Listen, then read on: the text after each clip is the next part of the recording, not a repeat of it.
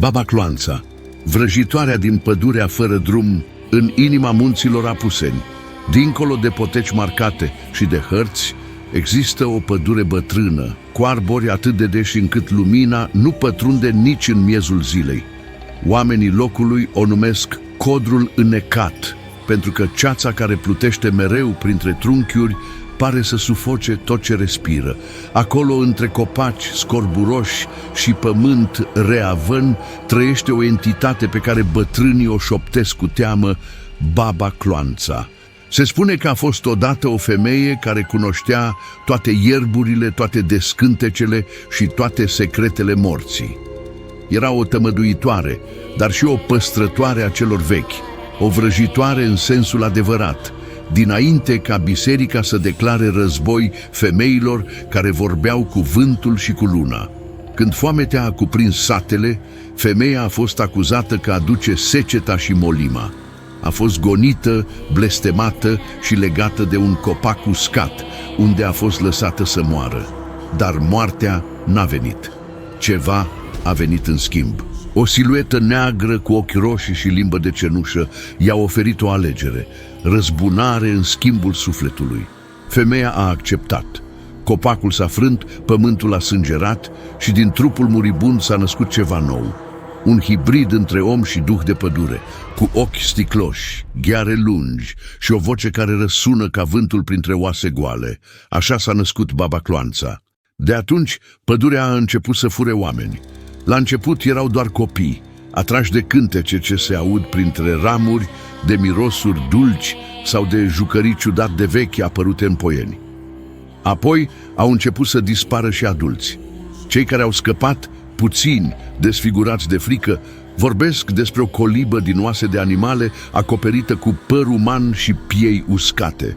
Înăuntru, icoane arse atârnă cu susul în jos, iar dintr-un cazan imens se ridică aburi negri care șoptesc nume de copii pierduți. Legenda spune că Baba Cloanța iese o dată pe an, în noaptea în care luna e acoperită de nori și păsările tac.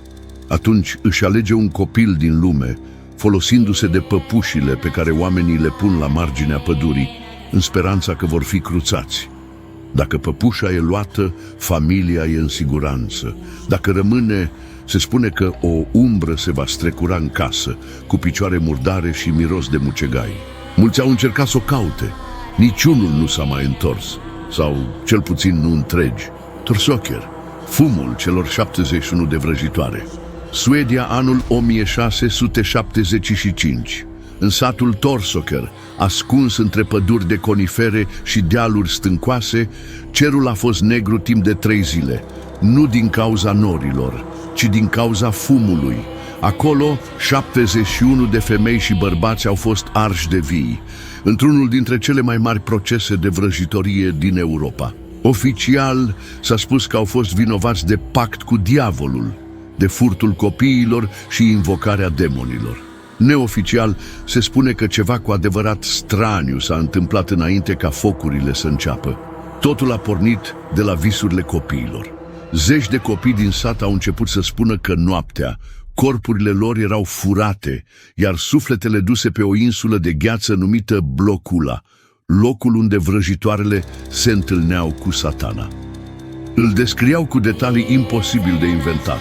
Mese de piatră, vin roșu, servit în cranii de copii, dansuri în cerc și un bărbat cu 7 fețe, care vorbea în limbi care făceau sângele să înghețe.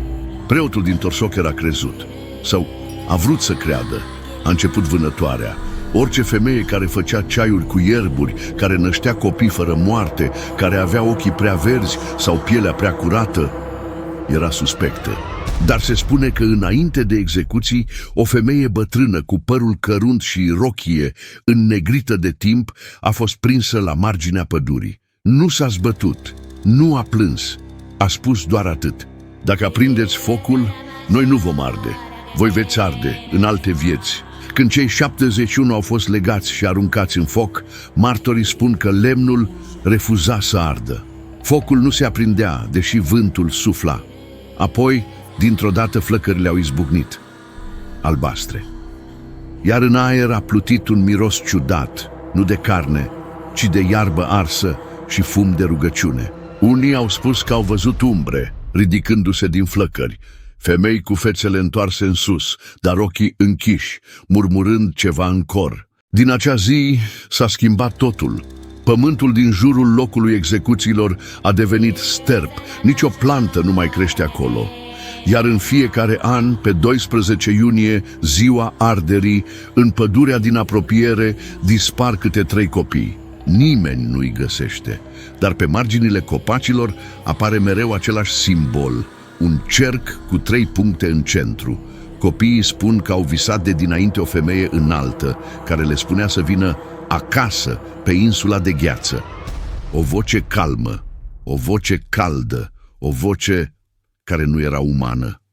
Unii spun că vrăjitoarele din Torsoker nu au murit, că s-au amestecat cu cenușa și au trecut dincolo de timp, că din când în când una dintre ele revine, nu prin foc, nu prin vrajă, ci prin copiii care visează prea adânc.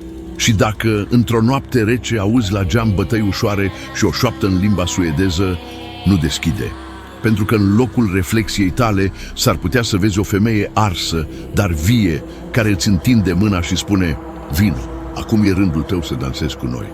Vrăjitoarea Bell, vocea care nu tace. Pe dealurile din Tennessee, în apropierea râului Red, există un ținut ce pare blestemat. În secolul al XIX-lea, o familie s-a stabilit acolo, pe o bucată de pământ fertilă, cu păduri dese și liniște cât cuprinde. Dar liniștea a fost prima care a murit. Totul a început cu bătăi în pereți, pași grei pe acoperiș și voci care șopteau noaptea. Nu era un simplu spirit, era o forță conștientă, însetată de frică și control. Și se manifesta cu o claritate înspăimântătoare. Se autointitula entitatea și avea o preferință clară: ura stăpânul casei. Îl bătea, îl trăgea de păr, îi zgâria pielea până la sânge, îl făcea să urle în somn. Dar cu ceilalți membri ai familiei vorbea, le recita versuri, le spunea secrete pe care n-aveau cum să le știe. Se juca cu mințile lor. Sătenii au venit să vadă. Mulți au fost martori. Au auzit vocea, uneori feminină, alteori groasă, metalică. Au văzut obiecte mișcându-se singure. Au fost martorii suferinței unui om care, într-un final, a murit. Otrăvit, se pare, cu o substanță necunoscută, turnată în gura lui în timp ce dormea. Entitatea a recunoscut: l-am luat. Legenda spune că era o vrăjitoare, o femeie care jurase că se va întoarce să-i distrugă pe cei care au umilit-o și i-au luat pământul. Blestemul ei nu s-a stins. După moartea capului familiei, entitatea a spus: acum plec, dar mă voi întoarce. Apoi a dispărut, dar nu pentru totdeauna. Odată la 107 ani, se spune că vocea revine. În casa veche, acum părăsită și năpădită de iederă, se mai aud pași. Uneori, turiștii susțin că au văzut o femeie în alb pe verandă, privind fix în ochii lor, dar fără să aibă față.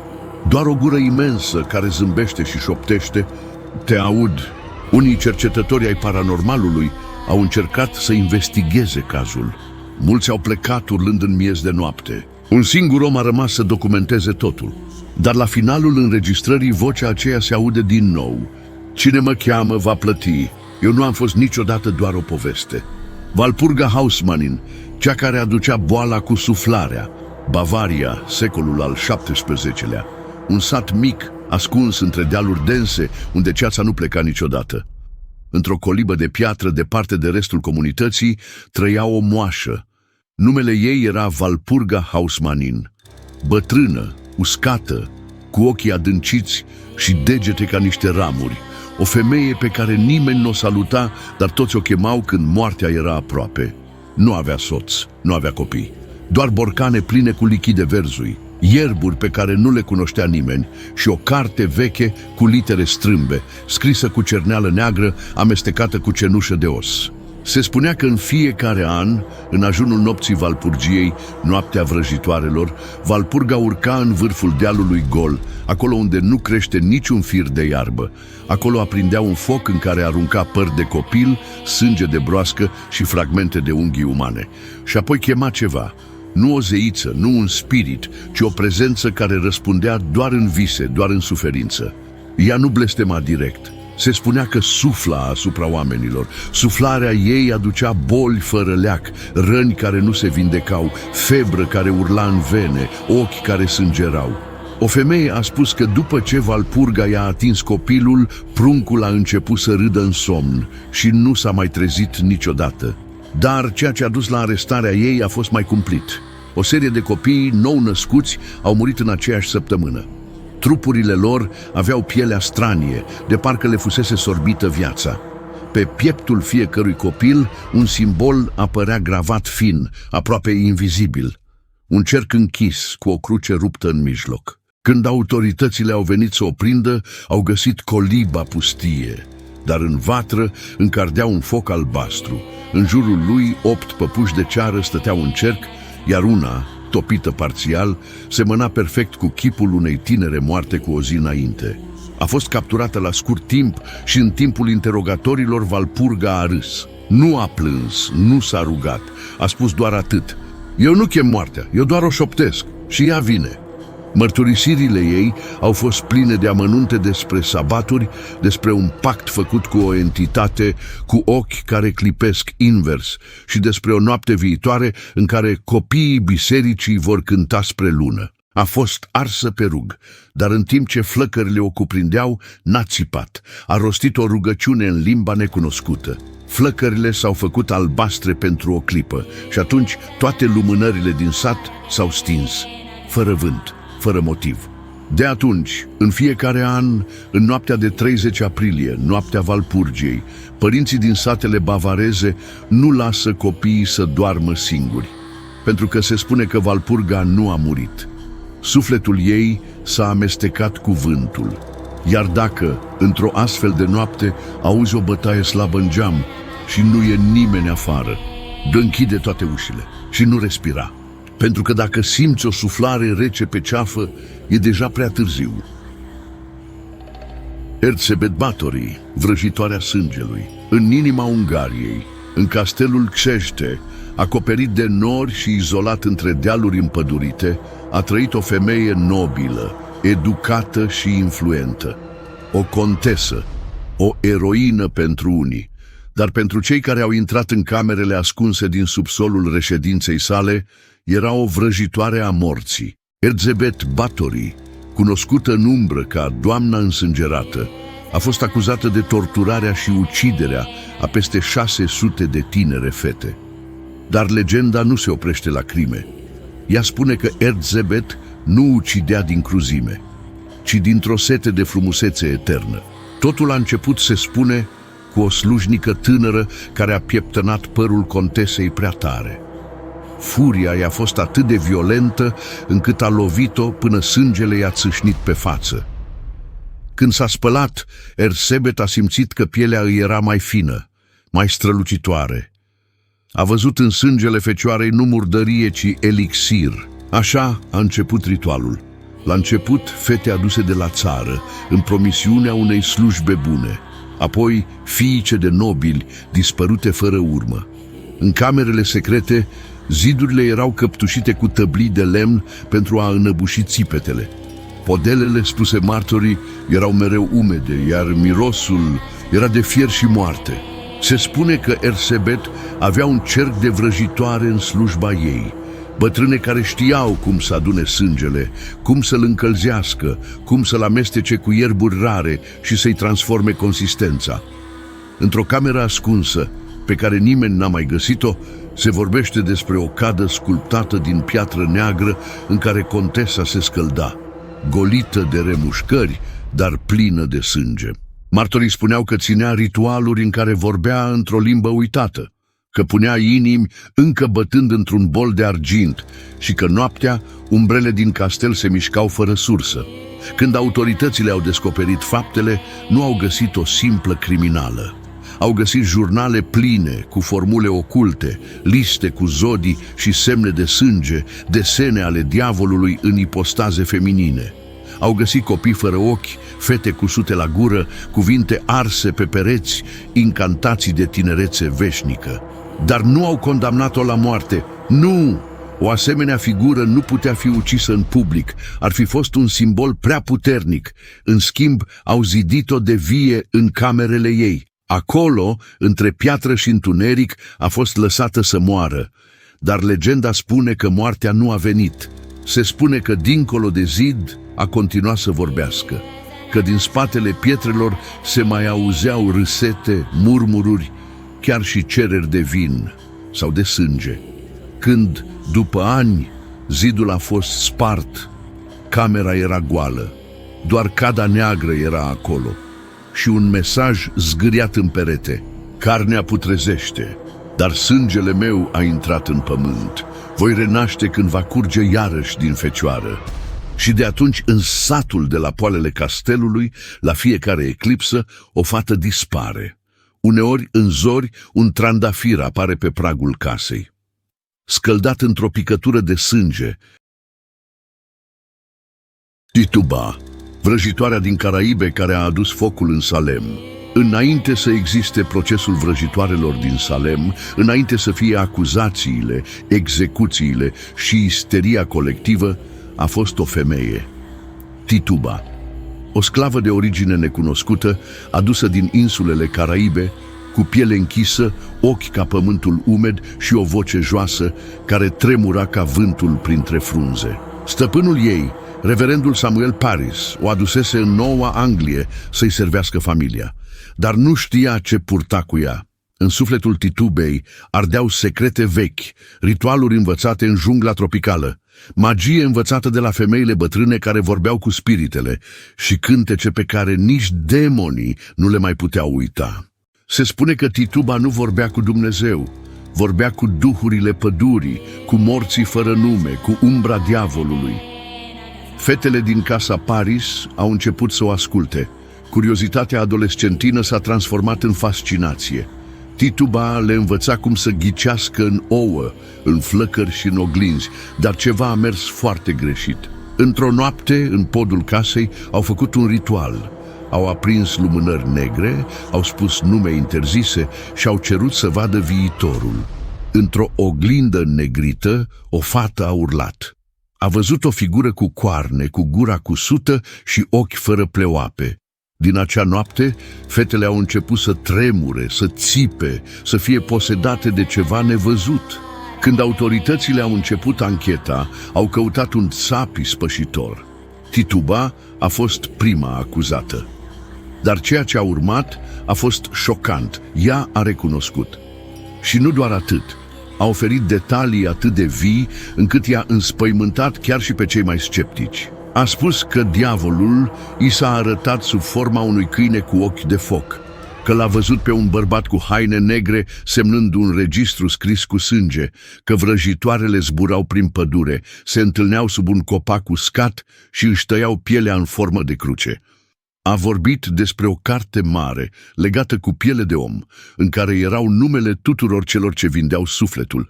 Și ea a spus: a văzut acea carte. Mărturisirea ei nu a fost o apărare. A fost un descântec public, un blestem rostit cu ochii larg deschiși. Și fiecare cuvânt rostit de Tituba a fost ca o scânteie în pădurea uscată a fricii. După ea au urmat zeci de alte acuzații, execuții și torturi. Dar ceea ce puțin știu este că după ce a fost închisă, Tituba nu a fost niciodată executată. A stat în închisoare, iar apoi a fost eliberată. A dispărut. Nimeni nu știe unde a mers.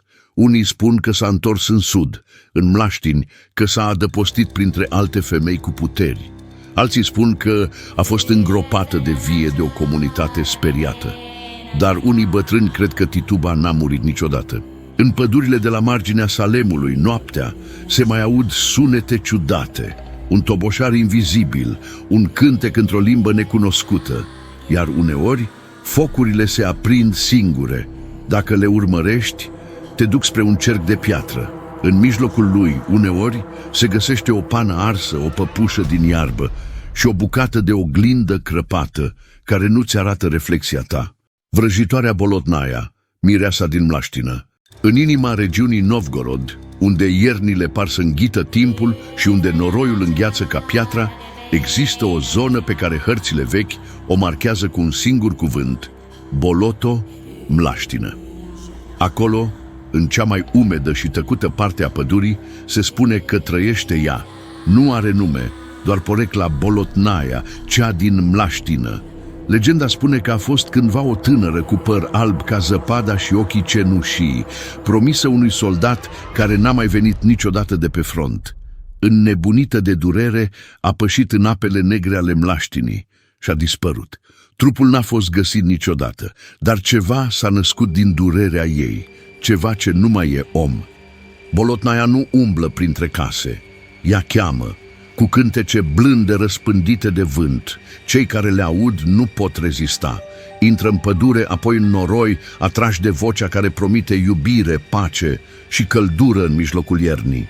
Dar când ajung în mijlocul Mlaștinii, văd adevărata ei față.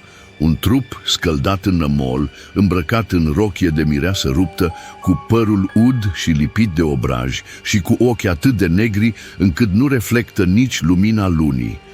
Brațele ei sunt lungi, acoperite de alge, iar degetele sfârtecate, dar vii. Mi-ai promis că vii, șoptește ea. Pe cei prinși nu-i omoară imediat, îi scufundă lent, cu o blândețe sinistră. Le cântă, îi mângâie și când ajung sub apă le fură vocea, o păstrează, o adaugă în cântec. Sătenii jură că, în nopțile liniștite, se pot auzi din Mlaștină mii de voci cântând împreună. Sunt vocile celor care au dispărut de-a lungul secolelor. În fiecare an, câte o tânără moare fără motiv în satele din jur, iar în visul de dinainte de moarte, toate au spus același lucru. Am visat o mireasă udă care mă chema pe nume. Un preot a încercat să sfințească Mlaștina. A fost găsit o zi mai târziu, cu limba smulsă și un inel de logodnă pe piept, strâns atât de tare de carne, de parcă i-ar fi crescut acolo. Legenda spune că Bolotnaia își caută încă mirele și orice suflet pierdut în pădure e un substitut temporar, dar într-o zi, când va găsi pe cineva care seamănă cu el, îl va ține de viu sub ape pentru eternitate. Așa că, dacă ești în nordul Rusiei și auzi un cântec fără sursă, nu răspunde, nu privi spre Mlaștină și niciodată, dar niciodată, nu accepta o floare albă care nu știi cum a ajuns la tine, pentru că ea ți-a găsit numele și odată scris în noroi nu mai poate fi șters. Aradia, fiica diavolului și regina vrăjitoarelor, pe câmpiile încinse ale Italiei medievale, printre sate bântuite de foamete, ciumă și cruzimea Inchiziției, se răspândea o șoaptă interzisă: Aradia s-a întors. Se spunea că nu s-a născut din oameni, ci din zei, din Diana, zeița lunii și a vânătorii, și din Lucifer, nu diavolul din Biblie, ci lumina căzută, cunoașterea interzisă. Aradia a fost trimisă printre muritori pentru a învăța femeile să-și ia puterea înapoi, pentru a dărâma ordinea clericală și pentru a-i pedepsi pe asupritori prin vrăji, blesteme și invocări. Legendele spun că Aradia umbla desculță prin păduri și sate, îmbrăcată doar în voaluri albe și praf de noapte. Părul ei era lung, negru ca abisul, iar vocea, liniștită, dar imposibil de uitat. Când vorbea, câinii urlau, lumânările se stingeau, iar femeile simțeau o căldură în piept care nu venea din lume. Ea nu făcea rău oamenilor simpli, nu. Îi învăța să-și protejeze casele, să citească semnele naturii, să vorbească cu morții și să blesteme pe cei ce le făceau rău. Aradia nu era o criminală, era un catalizator, o scânteie. Se spune că învăța vrăjitoarele să adune sânge de lună și rouă de solstițiu, să creeze cercuri care tăiau legătura cu cerul și să invoce spirite vechi ca piatra. Dar avea o regulă de aur: niciodată să nu rostești numele meu fără credință. Cei care o invocau din curiozitate mureau în somn, sufocați de flori negre crescute din pieptul lor. Într-o pădure din Toscana, un câmp numit Terenul fără umbre, era locul unde Aradia ținea sabaturile. Acolo, sub lună plină, se dansa în cercuri în direcția opusă timpului. Se recita Cartea Umbrelor, iar cei inițiați primeau o marcă invizibilă, o arsură sub piele ce pulsa în nopțile cu eclipsă. Biserica a încercat să o șteargă din istorie. A numit-o ficțiune, legendă, păgânism degenerat. Dar cei care au cercetat profund în ocultism știu, Aradia este reală. Sau cel puțin era. Pentru că în tradițiile din Umbri și Lazio se spune că odată la 333 de ani Aradia renaște într-o femeie cu ochi care nu pot fi priviți și o voce care nu poate fi contrazisă. Iar acea femeie, odată trezită, nu cere supunere. Ea cere sânge. Se spune că în fiecare an, într-o noapte fără vânt, focurile se aprind singure în pădurile vechi.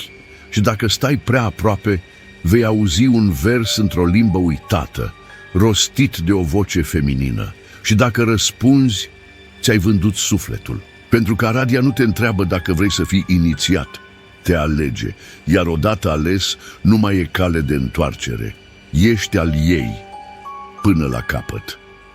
Trembleur de Mont, vrăjitoarea care dansa cu morții, în munții Cevennes din sudul Franței, există o regiune acoperită de păduri dese și pâclă rece, unde nici astăzi localnicii nu se încumetă să iasă după căderea nopții. Acolo, în inima pădurii Mons Noir, trăia cândva o femeie cunoscută doar ca Trembleur, un cuvânt care în vechiul dialect occitan înseamnă cea care face să tremure. Nu era o simplă bătrână cu ierburi și de scântece. Era o ființă care nu îmbătrânea. Sătenii spuneau că trăia acolo de 3 generații, mereu cu aceeași înfățișare. O femeie slabă, cu pielea albă ca ceara, păr lung, cenușiu și ochi care păreau lipsiți de viață. Se spunea că mergea desculță, chiar și prin zăpadă, și că pașii ei nu lăsau urme. Dar după ce trecea, pământul se usca, iar păsările mureau. Trembleur era văzută rar. Apărea doar când în sate mureau copiii, mereu noaptea, mereu înainte de înmormântare. Unii jurau că o văzuseră în cimitir, atingând sicriul cu un deget lung și murdar, murmurând ceva ce nu părea uman. Legenda spune că vrăjitoarea făcea un ritual interzis, în care scheletele copiilor erau scoase din morminte și folosite pentru a crea un dans al sufletelor captive. Pe o poiană ascunsă, la fiecare eclipsă sau lună albastră, Trembleur aducea morții la viață. Nu cu trup, ci cu oase. Scheletele dansau în cerc, iar vrăjitoarea cânta o melodie imposibil de reprodus, un cântec ce făcea frunzele să se întoarcă pe dos și cerul să se înnegrească. Se spune că o singură dată cineva a urmat cântecul. Era un preot tânăr trimis să oprească răul. A ajuns în poiană și a văzut dansul. A înnebunit pe loc.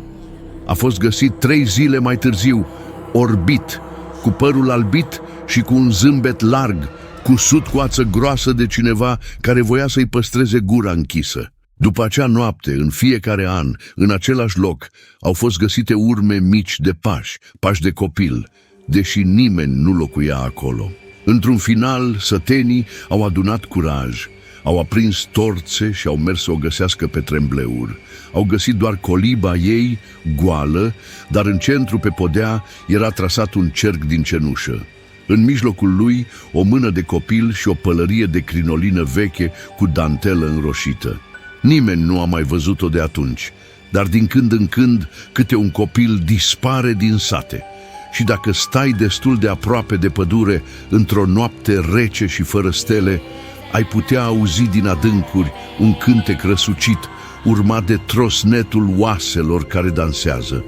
Ndoki, vrăjitoarea din adâncul junglei. În Congo, cuvântul Ndoki nu înseamnă doar vrăjitoare, înseamnă ființă posedată de duhuri care omoară fără să atingă. Nu e o insultă, e o condamnare. Legenda spune că într-un sat din adâncul junglelor Ituri, o fată s-a născut fără reflexie. În apele râului, în oglinzile de obsidian, în ochii altora, nu se vedea. O scăldau, o ungeau cu uleiuri, o duceau la vraci. Dar nimic nu schimba asta. Bătrâna satului a spus: acesta e semnul. Ndoki s-a întors. Pământul a ales-o. În ziua a 7-a, copiii au început să moară, unul câte unul. Nici o rană, nici un semn, doar cu ochii larg deschiși, ca și cum ar fi văzut ceva ce i-a rupt dinăuntru. Fata a fost alungată, dar nu a plâns. A pășit singură în pădure, iar din acea zi, animalele au încetat să mai intre în zona aceea. Vântul a murit și noaptea a devenit mai rece. La fiecare lună nouă, câte un bărbat din sat a fost găsit cu pieptul deschis, inima lipsă și o mască din lemn ars legată pe chip. Toți aveau aceeași expresie, zâmbet, nu de fericire, ci de frică. Vrăjitorii bătrâni ai regiunii spun că Ndoki poartă o mască făcută din fețele moștenite ale altor vrăjitoare moarte și că această mască are ochii acoperiți pentru că ceea ce privește nu trebuie văzut de om. Ochii ei sunt cusuți, dar ea vede tot, prin întuneric, prin foc, prin carne. Se spune că poate vorbi cu morții, dar nu prin cuvinte, ci prin țesuturi. Din dinți face amulete, din piele confecționează suluri cu mesaje scrise în sânge. Fiecare victimă adaugă o nouă pagină în cartea pe care o numește Vraja neagră a oaselor pământului. O singură dată, un alb, explorator, a filmat ritualul ei. A pus camera într-un copac. Când a vizionat filmarea, nu a mai vorbit niciodată. A desenat însă, compulsiv, un simbol, o mască cu ochii în lacrimi și gura inversă. Un singur sunet se auzea pe filmare, o voce de copil care spunea în dialect lingala, ochiul din spate te vede. Acum e rândul tău. Vrăjitoarele din Salem, blestemul care nu moare, anul 1692. Într-un sat mic și tăcut din Massachusetts, o boală stranie a început să se strecoare prin casele oamenilor. Nu era o ciumă, nu era febră, era teroare. Copiii se trezeau în mijlocul nopții urlând cu unghii rupte și ochii dați peste cap. Oamenii simțeau arsuri pe piele fără să fie atinși, vasele crăpau, oglinzile se abureau din senin, iar voci necunoscute se auzeau șoptind în poduri goale. Totul a început cu acuzații. Tinere nevinovate, văduve, femei cu ochi prea pătrunzători sau cu zâmbete prea tăcute au fost numite vrăjitoare. Le-au târât în fața judecătorilor, le-au acuzat că au dansat cu diavolul, că au transformat laptele în sânge, că au făcut ca vacile să fete monștri cu chip de om. Unele au fost spânzurate, altele arse, iar cele mai norocoase doar izgonite. Dar nimeni nu a înțeles adevărul. Nu toate acuzațiile erau false. Printre cele nevinovate se aflau câteva care chiar purtau blestemul sângelui vechi. Vrăjitoare reale, moștenitoare ale unei magii interzise, care nu iartă. Una dintre ele, niciodată numită cu glas tare, a fost arsă de vie pe un câmp gol. A râs în timp ce flăcările i-au cuprins rochia și a jurat că se va întoarce. Cenușa ei a fost aruncată în pământul satului, dar în fiecare an, în noaptea în care ultima frunză cade din copac, se simte din nou miros de carne arsă. Se spune că spiritele vrăjitoarelor ucise nu au părăsit niciodată Salemul. Ele cutreieră câmpurile goale, bântuie podurile caselor vechi și se ascund în crăpăturile podelelor. În fiecare generație, o tânără cu sânge amestecat este vizitată în vis. Îi este arătată pădurea, focul, numele și semnele uitate și dacă le urmează, se alătură cercului. Legenda spune că blestemul nu s-a terminat niciodată. Justiția a spânzurat trupuri, dar sufletele s-au legat de pământ. Vrăjitoarele din Salem nu au murit, ele doar așteaptă. Când vântul bate dinspre răsărit și clopotul bisericii bate de 13 ori, la miezul nopții, uneori, în pădure se văd umbre care dansează în cerc. Iar dacă te apropii prea mult, o mână ți se așează pe umăr. Una care e rece ca piatra, dar vie, foarte vie. Isobel Gowdy, cuvintele care trezesc întunericul. A fost odată o femeie cu păr roșu ca focul, ochi cenușii și o voce care nu putea fi uitată. Se numea Isobel Gowdy, iar ceea ce o făcea cu adevărat diferită nu era înfățișarea, ci ceea ce spunea. În 1662, Isobel a fost arestată și dusă în fața autorităților sub acuzația de vrăjitorie. Nu a fost torturată, nu a fost forțată, a început să vorbească și nu s-a mai oprit timp de săptămâni. Dar ceea ce a spus nu era o simplă mărturisire. Era o incantație vie, detalii atât de precise, atât de întunecate și imposibil de cunoscut, fără o legătură reală cu ceea ce oamenii numeau dincolo. Ea a spus că aparținea unui cerc al vrăjitoarelor, că participau la sabaturi în pădurile din afara satului, unde dansau goale sub lună și jurau credință unui bărbat întunecat cu ochi de jar. A spus că putea zbura rostind o formulă în limba veche. Horse and hattock, horse and go, horse and pilates, ho, ho, ho! A mărturisit că se transforma în corb, în pisică neagră sau chiar în vânt, că intra în case fără să fie văzută, că îmbolnăvea prunci cu suflarea ei, că schimba laptele în sânge doar cu o privire. Dar cele mai înspăimântătoare au fost descrierile ritualurilor. Focuri reci care nu ardeau lemnul, dar mistuiau trupuri, ființe cu coarne ce nu atingeau pământul, cercuri de oase care vorbeau în cor și o mamă neagră, o entitate fără ochi, care cerea sânge de nou născut în schimbul cunoașterii absolute. Mărturisirile ei erau atât de detaliate încât chiar și judecătorii s-au temut. N-au îndrăznit să o ardă. A fost ascunsă într-o temniță de piatră unde a înnebunit. Se spune că vorbea cu pereții, cu umbrele, cu flăcările lumânărilor. Și apoi a dispărut, fără urmă. Localnicii cred că Isobel nu a murit niciodată, că și-a transformat trupul în cenușă și l-a ascuns în crăpăturile pădurii, că în nopțile cu lună roșie poți auzi incantațiile ei șoptite de vânt și că oricine le rostește greșit își pierde mințile. Uneori, copiii din Auldearn se joacă un joc vechi, se așează în cerc noaptea și rostesc cuvintele Isobelei. Cine râde primul, dispare. Cine tace până la final, începe să vadă lucruri. Întotdeauna lucruri care nu sunt acolo, sau cel puțin care nu ar trebui să fie.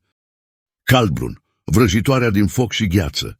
Numele ei înseamnă podul rece, pentru că, spune legenda, e singura vrăjitoare care poate trece între lumi, între vii și morți, între vis și realitate, între ceea ce e văzut și ceea ce nu ar trebui să fie. Caldbrun a fost cândva o fiică de Godi, un preot păgân din Islanda vikingă. A crescut în templele de lavă, printre relicve runice și sacrificii de sânge.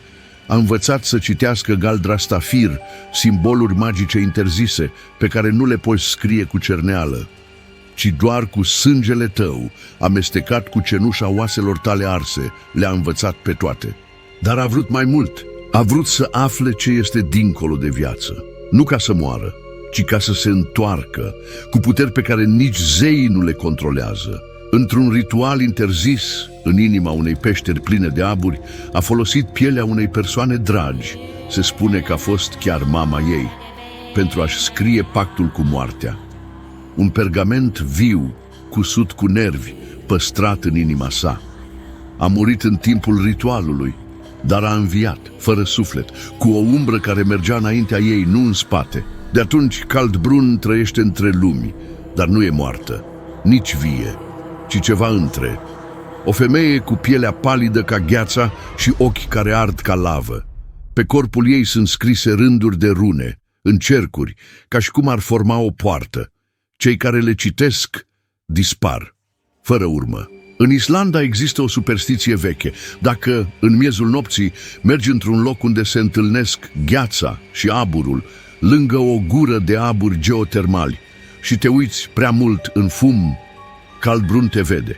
Și dacă te vede, îți șoptește numele pe dinăuntru. Îl scrie în carnea ta, unde nici doctorii nu pot ajunge, și de acolo începe să te rescrie. Există un manuscris necunoscut publicului, găsit în 1932 în Reykjavik, numit Skugalög, legea umbrei. Conține simboluri pe care niciun runolog nu le poate traduce, dar la finalul fiecărei pagini apare o frază. Caldbrun vine când ai gheață în inimă și foc în sânge. Ea nu bate la ușă, ea intră prin tine. Unii turiști au dispărut în zonele geotermale izolate. În locurile lor s-au găsit doar fragmente de piele pe care era gravat un simbol necunoscut, un cerc din rune în jurul unui ochi care plânge lavă. Mama cu ochii cusuți. În inima pădurii amazoniene există o colibă despre care nimeni nu vorbește, ascunsă între liane și mușchi, cu pereți de lut roșu și uși făcute din oase. Se spune că acolo locuiește Măe dos Olos Costurados, mama cu ochii cusuți. Nimeni nu știe cum arată, pentru că din legendă ea nu are voie să vadă lumea. Odată a fost o femeie puternică, o vrăjitoare de macumba, care putea chema morții și le putea ordona ca pe câini. Dar într-o noapte a deschis ochii în timpul unui ritual interzis și a văzut ce n-ar fi trebuit: chipul lui Exu Inverso, spiritele distrugerii. Pentru asta zeii umbrelor i-au cusut ochii, nu cu ac, ci cu sufletele celor pe care i-a legat în păpuși. De atunci ea vede numai în vis, doar când dormi. Dacă ți se așează la capul patului, nu o poți simți, doar o auzi, un sunet slab, ca un ac ce intră în carne. Și vocea ei șoptită în limba umbrelor: tu ai ochii pe care îi merit, dă-mi-i. Victimele ei sunt oameni care se roagă pentru răzbunare, o cheamă fără să știe ce plătesc. Aprind o lumânare neagră, scriu numele dușmanului pe un os de pasăre și îl învelesc într-o batistă cu sânge. Îl îngroapă la miezul nopții și rostesc: mama, ia ochii lui și dă-mi dreptate. Funcționează, dar întotdeauna, la schimb, ea ia ceva, poate o voce, poate somnul, sau ochii tăi pe care ți-i scoate în vis, dar nu te trezești niciodată conștient că i-ai pierdut.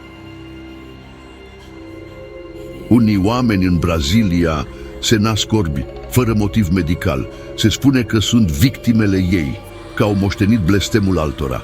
În orașul Recife a fost găsită o păpușă umană făcută din piele și păr. Avea ochii cusuți cu fir de ață roșie și în mâini ținea o fotografie arsă parțial. În spatele ei, scris cu sânge: eu văd mai bine în întuneric decât voi în lumină. Pădurarii care lucrează în Amazon au reguli clare. Nu ating colibe abandonate, nu iau păpuși de pe jos și nu dorm singuri în noaptea fără lună, pentru că Măe dos Olos Costurados încă visează. Și dacă visul ei te prinde, te trezești cu ochii închiși, dar nu din afară, ci dinăuntru. Yamauba, mama care mănâncă pruncii. În munții din nordul Japoniei, acolo unde zăpada cade tăcut și unde casele rămân goale ani la rând, se spune că trăiește o bătrână. Nu cere nimic, nu iese din pădure, dar uneori te cheamă. Oamenii îi spun Yamauba, bătrâna muntelui. La prima vedere pare doar o femeie în vârstă, cu părul alb și lung până la pământ, îmbrăcată în kimono zdrențuit, cu zâmbet blând și voce dulce. Îi ajută pe rătăciți, le dă ceai cald, îi lasă să doarmă, îi ascultă, le spune că vor fi bine, dar cei care adorm în coliba ei nu se mai trezesc niciodată întregi. Yamauba nu omoară direct, te lasă să alegi, îți oferă o ultimă masă, o întrebare și un loc la foc.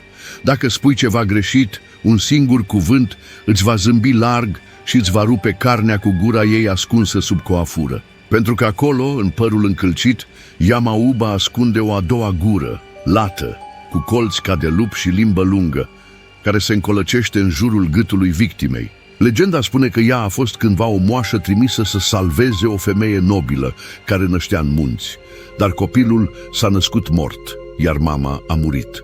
Înnebunită de vinovăție și frig, moașa a început să mănânce rămășițele și a fost blestemată să trăiască veșnic, mâncând copii, tineri și suflete tinere. O dată pe an, în noaptea cea mai lungă, Yamauba coboară din munți. Intră în sate fără să fie văzută. Caută case cu prunci nou-născuți.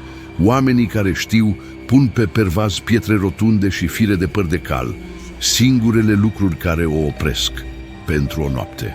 Există o tradiție stranie în anumite regiuni japoneze. Părinții își țin bebelușii treji toată noaptea, învelindu-i în haine albe, pentru că legenda spune că Yamauba mănâncă doar somnul copiilor, apoi trupul. Când ai visat ultima dată o bătrână cu ochi blânzi care ți-a spus: ai obosit, lasă-te în voia mea.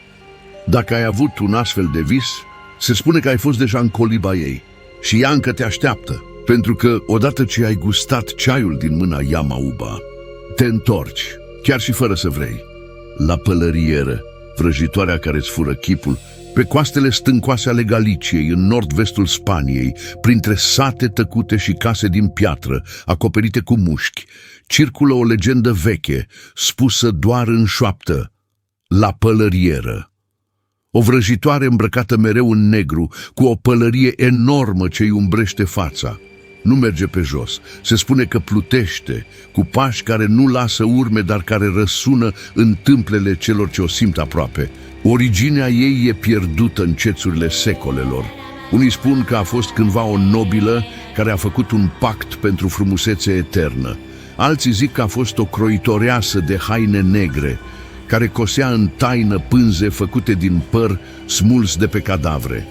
Dar toți sunt de acord asupra unui lucru: nu trebuie să-i vezi chipul. Legenda spune că la pălărieră apare în nopțile fără stele, când vântul bate dinspre ocean și valurile se izbesc de stânci cu furie. Nu bate la ușă, intră, tăcut, și se oprește în fața oglinzii din casă. Acolo își ridică pălăria, dar chipul nu e chip, ci o mască formată din fețele celor pe care i-a furat. Victimele ei nu mor, nu imediat. Trăiesc o vreme, dar nu mai au față. Pielea li se strânge ca pergamentul.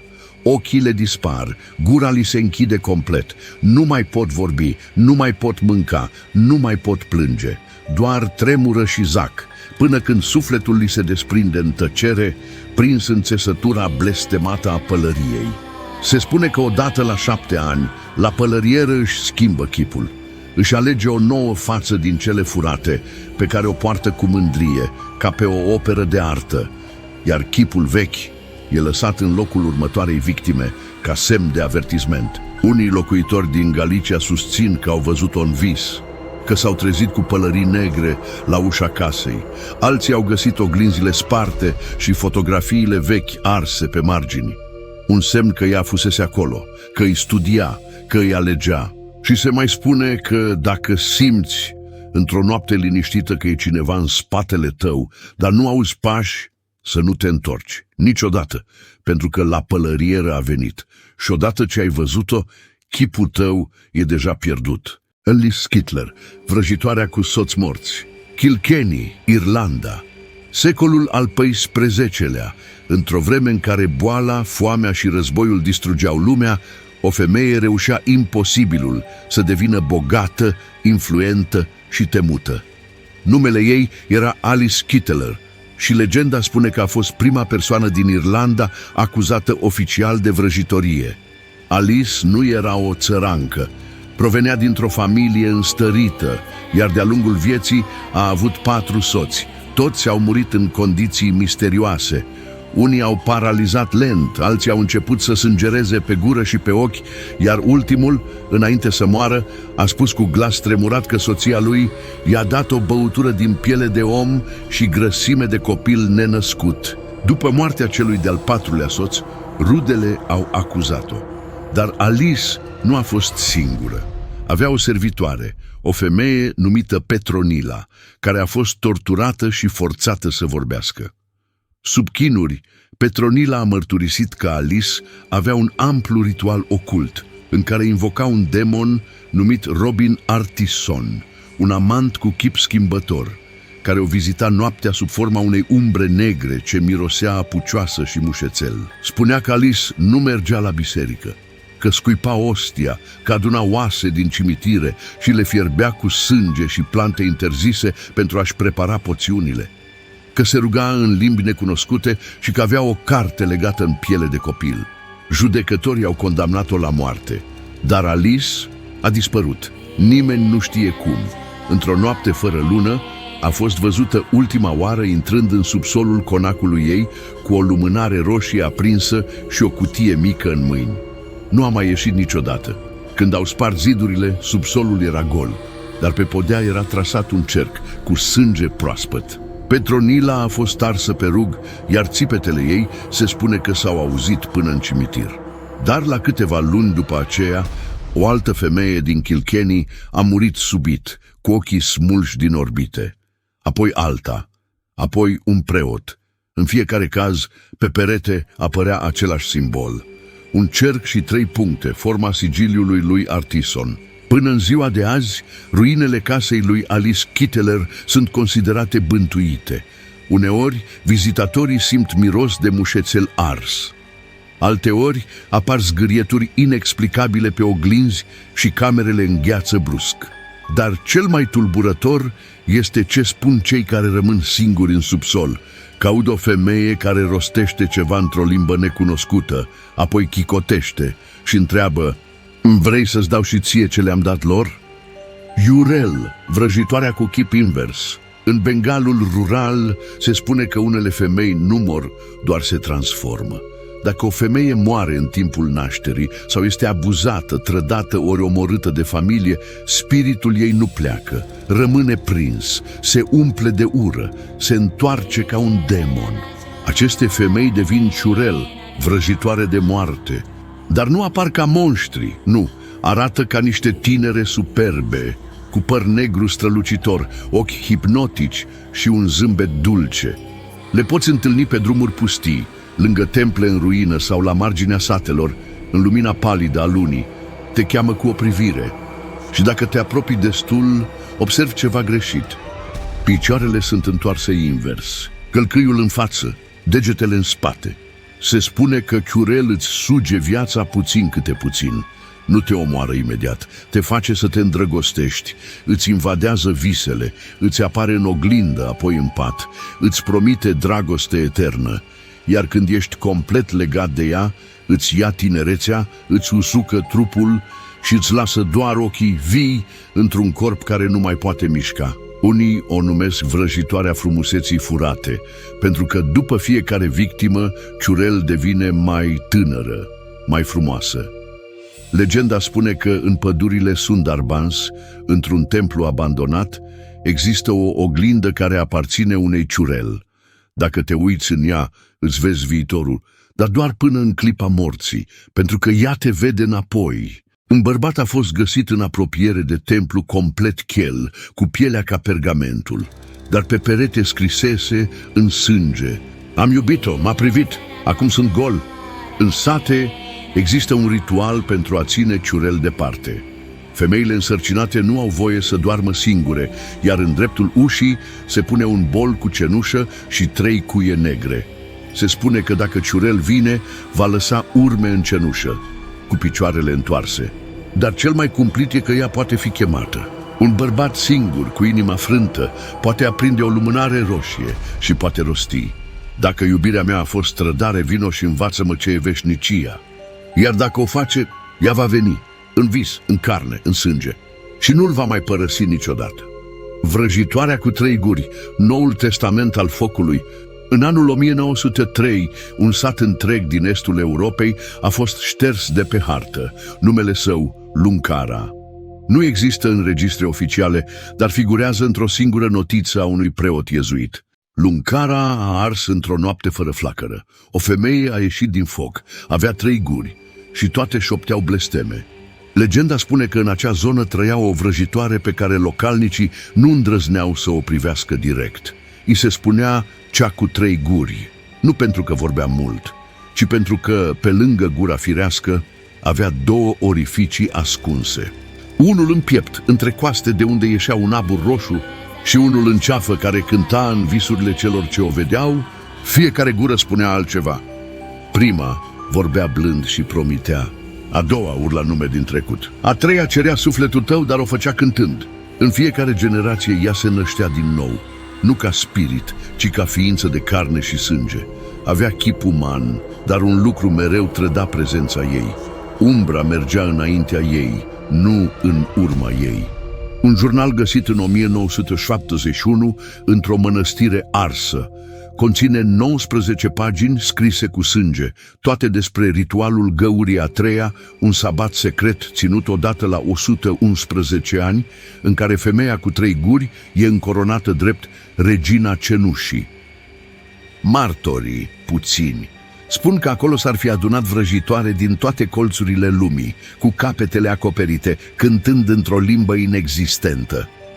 Și în centru, o femeie îmbrăcată în rochie de mătase arsă, cu flori ofilite în păr, care nu mergea, ci plutea la 2 centimetri de sol. În 1903, satul Luncara a fost înghițit de pământ, fără cutremur, fără foc, doar țipete. Se spune că pe cer a apărut o a 3-a lună, stacojie, și apoi liniște. Astăzi, dacă intri în pădurea unde a fost cândva satul, nu auzi păsări, nu vezi urme. Dar dacă te apropii de miezul pădurii, apar simboluri arse pe copaci, un cerc cu 3 puncte și o gură cusută. Și dacă stai peste noapte acolo, vei visa. O femeie îți va apărea, îți va cere să alegi o voce. Dacă alegi greșit, nu te mai trezești cu vocea ta. Pentru că a 3-a gură are nevoie mereu de un nou cântăreț, iar cântecul ei nu se oprește niciodată. Ai supraviețuit celor 19 vrăjitoare, dar povestea nu se încheie aici. Lasă un like pentru curajul tău. Abonează-te dacă vrei să vezi ce alte umbre mai ies din trecut și scrie în comentarii pe care ai vrea să nu o întâlnești niciodată.